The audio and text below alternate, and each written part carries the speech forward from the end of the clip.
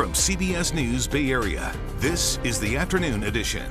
And right now in the Afternoon Edition, a busy Bay Area weekend ahead and just the right weather to start it off. But there are some changes coming that you probably need to know about. Good afternoon. I'm Ryan Yamamoto. Let's get right over to our first alert meteorologist, Jessica Birch, in our virtual view studio. Here in the Bay Area, we have mid to low 60s in the forecast for us today in areas like Fremont, Redwood City, stretching all the way along the 101, all the way into San Francisco. Now, as we head into the next couple days, we're going to continue to warm up just a little bit more. So these upper 60s we have down in San Jose, we could potentially see some upper 60s, lower 70s in the forecast all throughout the Santa Clara Valley tomorrow with a lot more sunshine compared to today's forecast. Now, let me drop this map real fast and show you the next 7 days. What's interesting about the forecast right around the corner is the fact that we're going to continue to warm up and see partly cloudy to sunny skies tomorrow, and then a cold front approaches us, and then that's when our temperatures dip fast. We go right back down to the low 60s, upper 50s. We get a splash of showers with that system, and once that splash of showers moves out Monday afternoon, we're left with the light at the end of the tunnel. Sunshine into our forecast for Tuesday and Wednesday, and then slowly cloudy skies start to roll their way back in as we head into late next week. Well, thousands of people are expected in San Francisco tomorrow to enjoy the floats and entertainment in the city's Lunar New Year parade. This year, actress and comedian Awkwafina will be the Grand Marshal. Former San Francisco Mayor Willie Brown will serve as the honorary marshal. The parade kicks off at Market and 2nd Streets at 5:15 p.m. tomorrow. And our Gianna Franco shows us the best ways to get there and to get around it all. It's a busy weekend in the Bay Area with a couple of parades happening, which means you might see a lot of traffic and street closures because of it. Let's start off in San Francisco with the Lunar New Year parade, which is happening on Saturday. It kicks off at Market and 2nd Street at about 5:15 in Union Square and Chinatown, so expect busy conditions in and around the area. You might consider using public transit, Market Street subway via the Montgomery Station or Powell Street Station to Central or Market Street subways as well. There will be Muni reroutes happening because of those street closures, so just keep that in mind. Also happening on Sunday, the Black Joy Parade in Oakland. There will be street closures in effect as well along West Grand, 22nd, Broadway, Franklin, 19th, and 20th. The parade kicks off at 12:30. There's also a celebration happening as well in and around that area. But expect some busy conditions. Consider using BART or public transit. Well, looking at today's top stories now, this weekend marks 2 years since Russia launched its invasion of Ukraine, and the Biden administration just announced a new round of economic sanctions on Russia.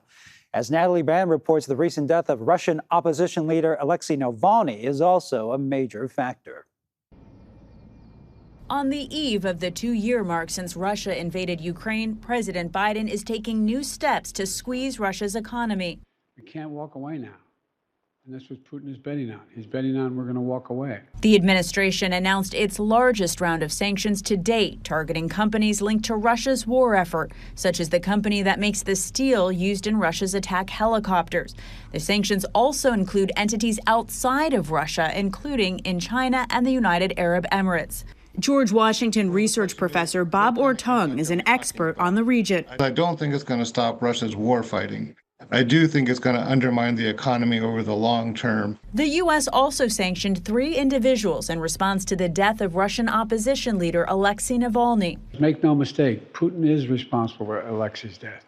The president is also imploring the U.S. House to pass much-needed aid for Ukraine. The White House says the war-torn country is having to ration ammunition and equipment. Senate Majority Leader Chuck Schumer traveled to Ukraine to meet with President Volodymyr Zelensky Friday. Cross fingers that we're still together. It comes 10 days after the U.S. Senate passed a foreign aid package that's now held up in the House. We are with you. The United States is with you. We will not abandon you.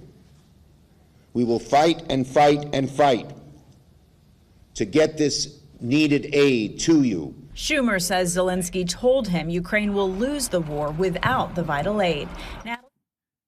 In South Carolina, Republican presidential candidates are making a final push to get their supporters to the primary polls tomorrow. Former President Donald Trump and the state's former governor Nikki Haley will be on opposite sides of the state for campaign events. Right now, Trump has a commanding lead in state polls. Nationwide, he has 63 delegates to Haley's 17. Haley says, though, she has vowed to stay in the race at least through Super Tuesday, touting national polls that now shows that she has a bigger lead against President Biden than Trump in a general election matchup. And look at this, an American-made spacecraft kicking up dust on the moon for the first time in more than half a century. A 14-foot lunar lander touching down on the moon's south pole. Intuitive Machines says its lander is upright and sending data back to Earth. It has 1 week to work. Ultra-cold lunar nights will set in and freeze its solar batteries. NASA hopes to send and land astronauts under the moon's surface by the end of the decade. In San Francisco, voters will weigh in on a number of ballot measures this year that could help shape the future of the city. One of those measures is Proposition C. If approved, it would waive the transfer tax for properties that are converted from commercial to residential use for the first time. But not everyone thinks this is a good idea. Our Max Darrow looks at the arguments from both sides. Proponents say this will attract investment, help fill vacant spaces, and help build more housing. Opponents of Prop C call this a deceptive measure. They argue this will give tax breaks to those who don't need them, and they don't think it'll result in the kind of housing San Francisco needs. Iced vanilla latte, perfect. Should we do Jeff Wu burrito? owns Il Canto Cafe in downtown San Francisco. Hi there, how you doing? He's had to pivot a lot over the last several years to get enough of a customer base to stay afloat. It's our way to connect with customers, yeah, even though we can't see them. Since the office crowd largely disappeared and hasn't entirely come back. Deliveries are busier. It doesn't make up for the foot traffic, though. That's why he likes the sound of Prop C. Right when the pandemic started, one of the first things I said was, why not convert these to residential apartments? Right now in San Francisco, there's a 6% transfer tax on real estate transactions over $25 million. Proponents of Prop C believe waiving that tax for properties converted from commercial to residential use for the first time will help incentivize developers to convert vacant spaces into housing and therefore bring more people downtown. So far, it sounds pretty good. I mean, we're just a small business here, so for us, it just seems like more foot traffic, and it should be pretty helpful. On a walk down California Street with Robbie Silver, the executive director of the Downtown San Francisco Partnership, you can't miss the for lease signs in the windows. Downtown San Francisco is hovering around 35% office vacancy, which is not good. He says he will not endorse nor speak out against Prop C. However, he says downtown does need housing, and policymakers will need to get creative to make that happen. We have great bones to be able to do that. A mixed-use downtown is a vibrant downtown. So what downtown needs as a whole is just an infusion of a residential and housing population. But converting office space into housing isn't a simple task. So you can't just come downtown and wave a magic wand at every old or historic building. It has to make sense at the end of the day. It has to pencil out at the end of the day to be able to convert an office building into residential. That brings us to Justin Dolzel, managing member of Bar Part-Time and treasurer of the advocacy group Small Business Forward, not in favor of Prop C. Prop C sounds good in theory. In reality, it's a giveaway to San Franciscans who do not need a giveaway. What they're going to build with that, I'm sure, is more luxury housing, which, again, I just don't think the city needs. He and opponents of Prop C believe waiving the transfer tax will actually get in the way of building more affordable housing. Transfer taxes fund extremely valuable social services. They provide money to affordable housing.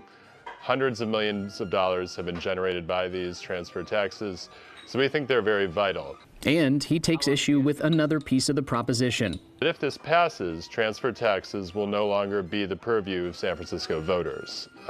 It would turn that responsibility over to a simple Board of Supervisors majority. Back downtown, I think we're gonna need a little over 5 minutes. Wu says he has a bit more thinking to do before casting his ballot, but so far, he likes what he hears. I think the more people you bring in, the better. It should help out with rents too. Should lower rents if there's more availability. A few minutes, okay? Thank you. He wants to be a part of downtown's future, but a key ingredient there is consistency, and finding that will continue to take creativity. And San Francisco Mayor London Breed supports Prop C. She sat down with an interview with our very own Max Darrow to talk about the concern of people who oppose that measure. One of the things some opponents have of Prop C, they argue that this is giving a tax write-off to billionaires, and they don't think it's going to lead to the kind of housing that San Francisco needs in our housing affordability crisis. What's your response to them? Well, my response is everything isn't about billionaires. And the fact is, San Francisco does no longer have the luxury to tax. Our taxes are really expensive here, and in fact, they discourage some of our new businesses and new entrepreneurs from pursuing an opportunity like, putting together a group of investors to try and purchase a building, to convert a building to housing and mixed use.